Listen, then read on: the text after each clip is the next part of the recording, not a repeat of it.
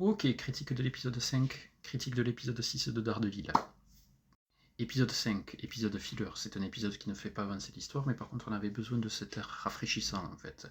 Et sachez-le, pour moi, c'est un épisode vraiment qui est cool. Et je pense que c'est un épisode que je classerai dans le top 3 des épisodes de cette saison. Vous vous rendez compte quand même, un épisode qui n'a fait pas avancer l'histoire, où il n'y a pas le Kingpin, où il n'y a pas donc Muse, où il n'y a pas en fait l'histoire principale, c'est grave classe.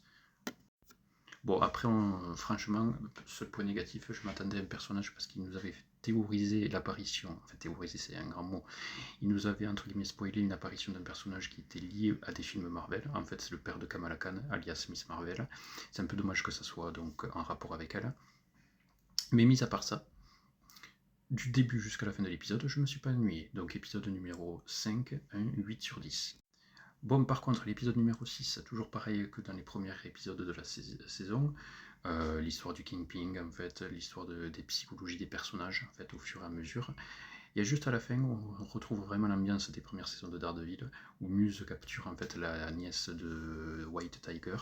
Petit combat entre Daredevil et Muse, vraiment très sanglant, en comparaison avec le combat entre le Caïd et son prisonnier. J'ai failli en fait croire qu'il allait le tuer vraiment, mais c'était vraiment très sanglant et très réaliste, j'avoue.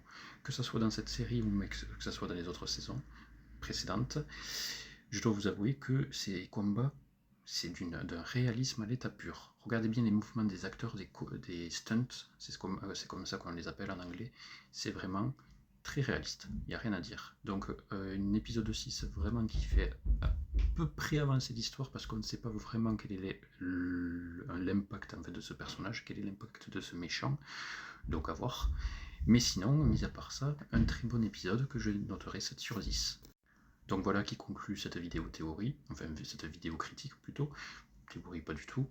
Je vous laisse, abonnez-vous à mon TikTok ou à ma chaîne YouTube.